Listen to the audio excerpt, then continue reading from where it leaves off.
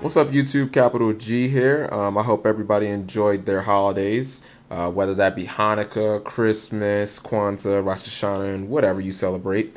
Okay, this video is going to be about staples and the cards that are like perceived as you have to run them and whatnot, and just trying to dispute some of that, because some of these cards are, I mean, they're good and they're amazing, but they shouldn't be ran in everything. And I want to explain how I believe that they stack up against some of the meta decks. First card would be Bottomless Trap Hole. It basically seems like for a good portion of this format, even up until now, that people basically could not build a deck without running two copies of this card. And I actually started thinking about this when I was running my Hero Beat deck, of how often this card was dead. And I even watched a video of Austin Coleman, and he talked about how this card really shouldn't be ran anymore. And to be completely honest, I really agree with him. When you look at Bottomless, I think people just started running it because when Solemn went down to 1, people kind of looked at it as, well, there's nothing else better. You know what I mean? And I don't completely agree with that. When you look at the meta decks and you look at the breakdown, you look at a deck like Plant Synchro. Well, Bottomless basically does nothing against this deck. I mean, you have maybe 3 or 4 targets in the whole deck. You know, like Caius and Titanial. Everything else is generally set. Even stuff that is summoned that are even stuff that is summoned, such as like Lone Fire and Sangan and Card Trooper, you can't Bottomless those, and it just doesn't really do anything. Even if they Caius you, they still get what they want. Black Rose avoids it. Necro Valley Gravekeepers doesn't do a whole lot against that that matchup. A lot of their big plays come off sets also. Machinas, I mean, if you Bottomless the Gear Frame, you're not doing anything. The only thing you can really do is just try and Bottomless the Fortress. Same thing with X-Sabers. You know, all their monsters that you can Bottomless, Bogart Knight and Fall Troll, have priority. So, I mean, Bottomless is just not really great there either. Against 6 Samurai, it's not really that great either, because, yeah, you're killing the Samurai, but the way 6 Samurai really wins is it just uses those counters, you know, whether it be 6 Samurai United or Gateway. And unfortunately, it isn't Black Whirlwind, so it doesn't stop the counters, which means you're probably not really going to stop their assault. And then against Blackwing and Hero Beat, it actually is effective. However, these decks do have ways of getting around Bottomless, such as the Icarus play, which +1s them, or the Gemini Spark play, which also would +1 them. And then Hero Beat also have Stratos, which is generally the first card that they summon in the deck, which would +1 them. You know, I really do love Bottomless. I just don't like it that much in this format. And here are some cards that I really think are just far better right now. The first card, let's turn that around, would be Evac Device. The reason you gotta love Evac Device is because, first off, it's a 1-out to any synchro in the game except for Thought Ruler. But, you know, once again, nobody summons that shit.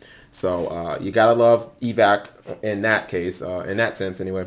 I like Evac because it can be used during the battle phase. Bottomless can't. It works on face downs, and it's just an all-around better card right now than Bottomless, because it's just this Bottomless has so many limitations on it. It's also chainable, so somebody plays Trap Stun, they play Cold Wave, you can, you know, bounce their Stardust or whatever. So I really like that. Solemn Warning is just a far better card. I mean, Solemn Warning lets you basically control the tempo. I can't tell you how many times that I've just had a Neos on the field with a Solemn Warning down, and I think I'm just going to keep beating you over the head. And when you try and summon something, just negate it. So, I mean, I'm not going to go into detail why Solemn Warning is far better. And then Dimensional Prison. I really like Dimensional Prison just because it's simple removal. It gets rid of Fortress. It basically gets rid of most Synchros.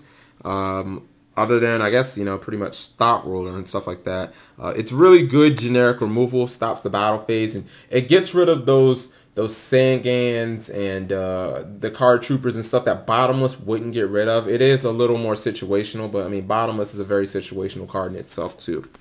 Okay, the second card we're going to talk about is Torrential Tribute. And man, Torrential Tribute is just, it's a card that basically should only be running about half of Yu-Gi-Oh decks, but people like to throw it in decks that it shouldn't be running. Here's the problem with Torrential Tribute. The problem is, if you have a monster on the field, let's say you have Shura, and your opponent summons a Neo, something bigger than Shura, and you don't have anything to stop it. Well, if you use Torrential Tribute, you just neg-1 yourself because you just exchanged your Shura and your Torrential for your opponent's Neos. Neg-1s are not good. So, when does Torrential Tribute actually put in some work? It puts in work when, let's say you don't have a field. Your opponent summons Shura. Then they summon Gale. You say, hold up, wait a minute. Let's Torrential Tribute you. Now you have just traded your Torrential for 2 of their monsters. You +1. But generally, most opponents will not be reckless like that. They'll just summon 1 card, 1 monster, and you'll Torrential. You'll Torrential that. You know what I mean? So it generally is just going to be a 1-for-1. But here's the problem with Torrential Tribute. It's a card where you generally only get a good result when you have less monsters on the field than your opponent, which almost always means you're losing. You know, I've never quite understood why people would run cards that only really make advantage when you're losing. You know, if you're winning, Anthony Meyer said it best, I don't plan on blowing up my own monsters, so it's not a card that really is going to benefit you while you're winning the game. And if you're going to play cards that only help you when you're losing, then, you know, it just doesn't seem like a very good decision in my book. Now, I will say this. Torrential Tribute puts in a lot of work in a few decks. Decks that have tons of floaters like Plant Synchro, and decks that can live with leaving their field open, because they can basically nuke the field with a bunch of different monsters, or any given time they can just come back. I will say decks like Plant Synchro, where it's okay if I blow up my Dandelion or my Spore or my Glow Up Ball, because, you know, all those cards get bonuses when they die. You know, the 2 of those cards can be reborn with their own effects, and then Dandelion gives me 2 tokens when it dies. Or, you know, Sandgang, Card Trooper, those are cards that when they die give me something, so I don't really care. Lightsworn will be another example. Lightsworn doesn't need to keep a lot of monsters on the field, because at any given time it can play, you know, your opponent can have 3 monsters. It can play Cold Wave Judgment Dragon and just blow up everything. Or you can play Charge of the Light Brigade, mill a Wolf, you know, Tribute Wolf for Celestia or something, and just easily get back in the game. Lightsworn is another deck. It doesn't really need to keep a field like that. So Lightsworn will be another good example of a deck that should be running Torrential Tribute. But if you're running anything that's control, such as Blackwings or, you know, Machina, 6 Samurai, I just really don't understand why they would be running this card. There are just far better cards, such as Solemn Warning, a card that, for the most part, really, really helps you when you're already winning. And then the third card is Book of Moon. Basically, people have been labeling Book of Moon the new Solemn. Okay, it's not the new Solemn. It's a great card, and I do believe a lot of decks should run 3 copies. There are decks like Lightsworn that you can just run much better stuff. Here's what I'll say about Book of Moon and what I've really learned about Book of Moon. Book of Moon is basically an amazing card game 1 because it covers a lot of ground in one card. It's anti-synchro, it's anti-attack. It can be anti-stuff like Black Whirlwind or, you know, situations like that. So it helps in not just like Whirlwind, but when your opponent needs to meet a specific condition by keeping a monster face up. Example would be Fall Troll. You read the Fall Troll after they Bogart Night. You just, you know, book one of the monsters and they can't summon Fall Troll or something like that.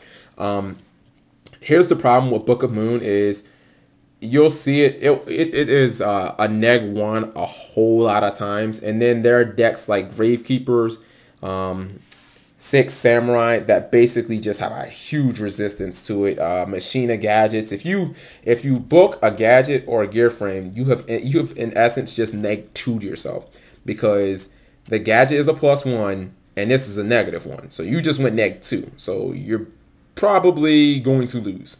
You know what I mean? But Book covers a lot of ground because in game 1 you don't know what you're playing against, so you need a very versatile card that can handle a large array of situations. However, Book is almost always the first card that I will side out in just about any game too, just because there are far better cards to bring in. You play Gravekeepers, Book of Moon isn't really going to do shit.